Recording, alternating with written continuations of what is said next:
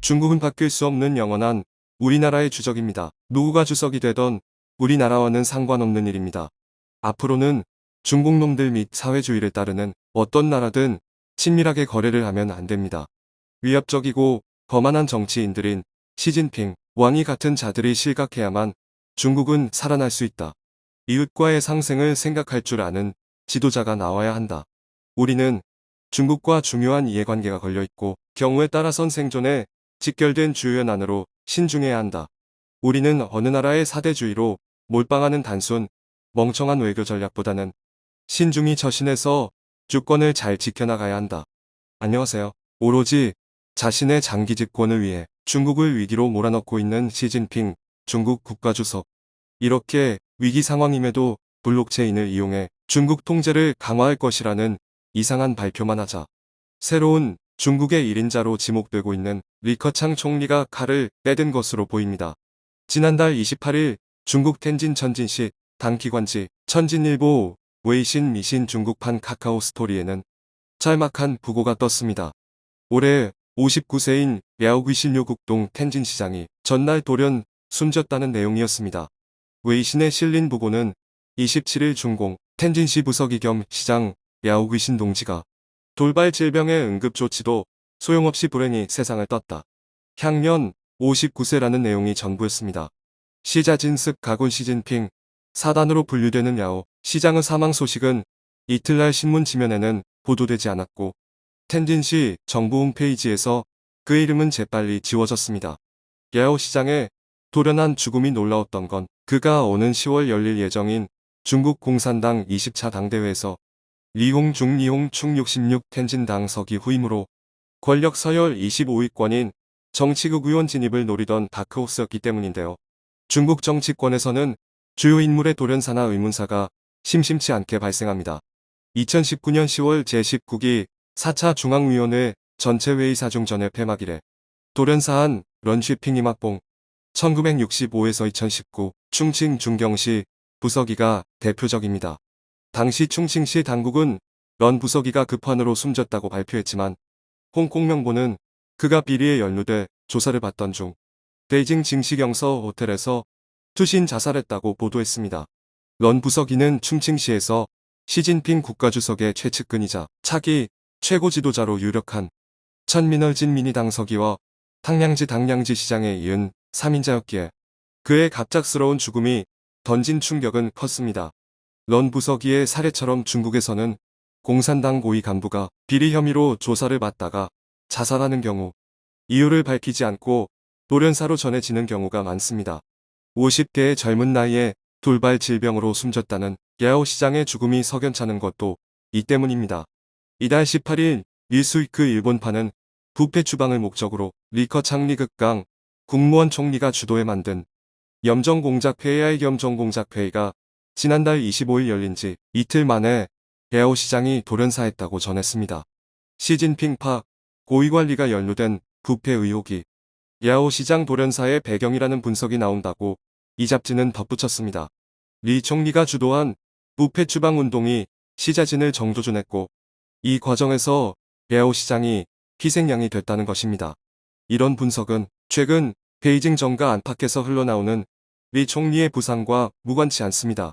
중국 공산당 중앙정치국 서열상 2인자인 리커창은 사면임을 노리며 국정 장악력을 확대해온 시진핑의 기세에 눌려 오랫동안 잊혀진 총리로 불렸습니다. 그러나 최근 시 주석의 제로 코로나 정책이 곳곳에서 파열음을 내며 내부 불만이 커지고 있는 데다 경제 침체까지 심화하면서 사면임이 만만치 않을 것이라는 전망이 나오고 있습니다. 일본 니온 게이자이 신문은 지난 9년여간 시 주석에게 권력이 집중되면서 유명무실하던 총리의 권한이 최근 한 달 사이 격변하고 있다라고 보도했습니다.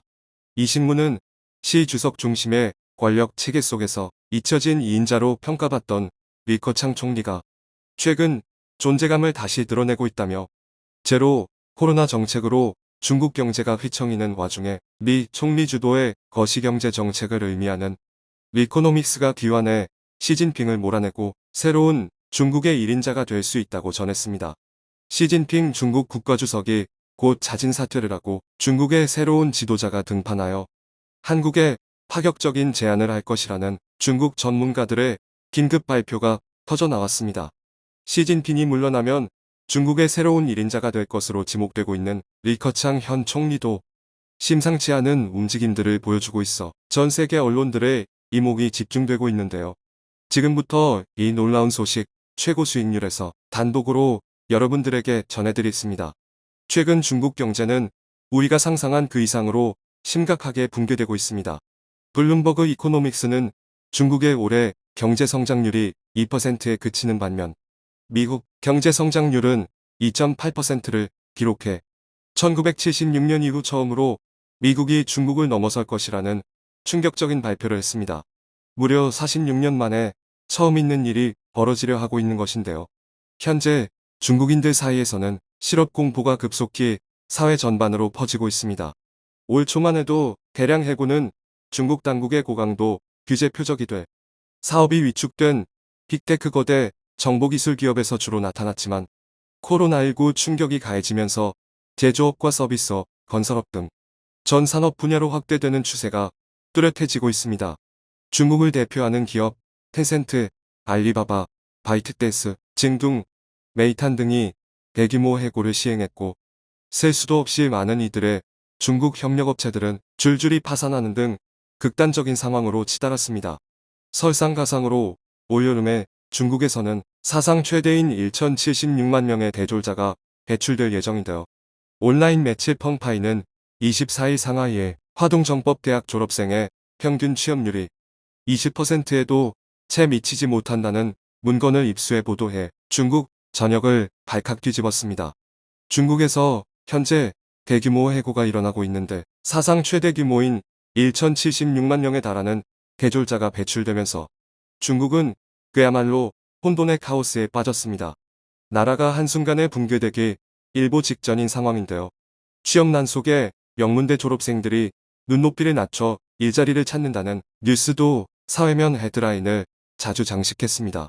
최근 인구가 19만 명에 불과한 소도시인 저장성 수이창현은 24명의 신규 공무원을 선발했는데 저장대, 푸단대, 상하이교통대 등 명문대 출신 석박사생들이 대거 합격하면서 화제가 됐습니다.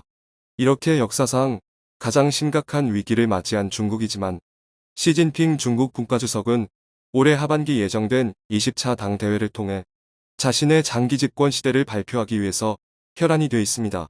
현재 중국은 자칫 잘못하면 러시아와 비슷한 수준으로 국가 파산을 겪을 수도 있는 상황입니다. 탈중국을 강력히 외쳤던 트럼프 때부터 지금까지 깨끗하게 중국과의 좋은 관계를 유지해오던 애플까지 최근 중국에 있는 모든 공장을 철수시켜 다른 나라에 옮기려 하는 움직임을 보이는 가운데 수많은 중국 내 애플의 협력사들 뿐만 아니라 애플의 전략을 벤치마킹하고 있는 수많은 글로벌 기업들도 탈중국, 러시에 동참하고 있습니다. 이에 간접 고용 효과까지 고려하면 수백만 명 이상의 중국인들의 양질의 일자리를 제공하며 해마다 천문학적인 규모를 투자하고 있는 삼성과 SK, LG 등 한국 대기업들이 중국의 마지막 남은 유일한 희망인데요.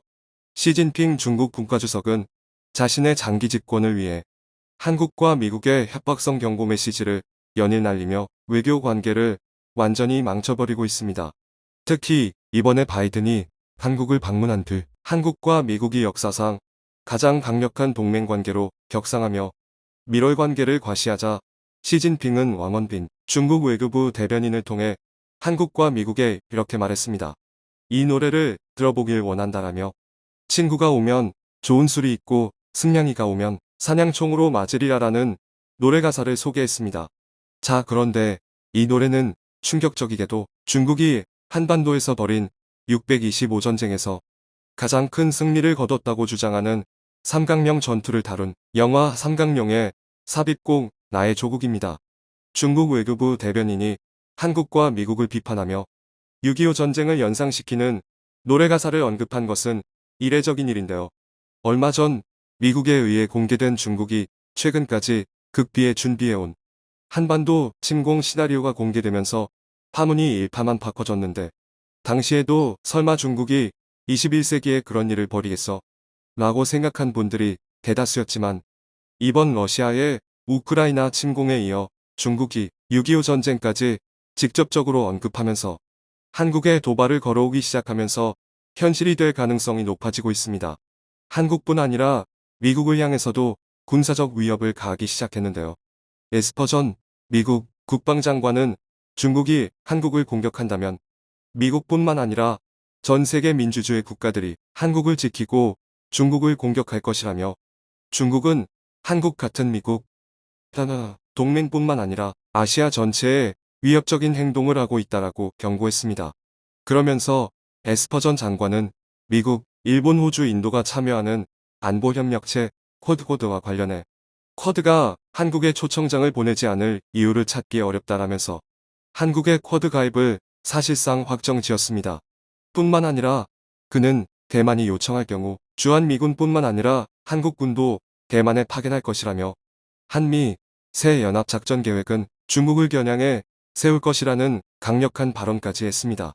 한국과 미국이 군사적으로 완전한 공동체 선언을 한 이상 새로운 한미연합군은 지상 최강군이 될 것이라는 전 세계 군사 전문가들의 발표가 쏟아져 나오고 있습니다.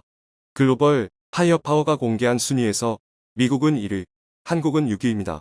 그런데 이 순위가 조만간 완전히 바뀔 것이라는 군사 전문가들의 발표가 나왔는데요. 핵심적인 이유는 바로 한국이 4차 산업혁명 기술을 군 무기에 적용시키면서 한국이 전 세계 군무기 체계를 완전히 뒤흔든 게임체인저로 급부상하고 있다고 평가받고 있습니다. 중국이 아직도 10수년 된 탱크의 미사일 사거리만 조금 업그레이드 시킨 무기를 뽐내고 있을 때 한국은 인공지능 기반 운용체계와 최첨단 신기술들이 대거 적용된 전차를 공개했습니다. 조금 있으면 한국은 사람이 탑승하지 않는 다목적 무인 차량이 전장에서 큰 역할을 할 것으로 예상되는데요. 현대로템이 개발, 납품한 다목적 무인 차량은 자율주행을 통해 지정된 경로를 스스로 정찰하거나 물자 이동, 전투 임무 수행 등 미래 전장 환경에 필수적인 기능을 갖췄습니다. 현대로템이 개발 중인 차세대 전차는 이름 그대로 전장의 패러다임을 바꿀 미래형 전투 차량으로 꼽힙니다. 차세대 전차에는 인공지능 기반의 운용체계가 적용되고 무인 포탑과 다목적 드론 등 첨단 장치가 탑재될 예정인데요. 중국의 낡은 전차들 1000대를 갖다 놓아도 압승을 거둘 만큼 엄청난 성능을 자랑합니다. 뿐만 아니라 한국의 한화 시스템과 미국의 오버웨어가 합작해 거의 완성시킨 전기식 수직 이착륙 기체 버터플라이도 전 세계적으로 뜨거운 주목을 한몸에 받고 있습니다. 연구소 내 시험 단계를 거쳐 지상시험을 통한 성능 검증 막바지 단계에 와 있는데요. 수직으로 이착륙이 가능해 전기로 하늘을 날아다니는 에어 택시로 엄청난 경제적 효과가 예상될 뿐 아니라 군무기에도 적용해 군사체계의 지각 변동을 일으킬 전망입니다. 이렇게 한미연합군의 중국군의 패배가 너무나 뻔해 보임에도 세상은 언제나 긍정과 부정이 존재한다. 그러기에 전쟁과 평화도 공존하는 것이다. 오늘도 감사합니다. 최고로 멋진 하루 보내시길 바랄게요.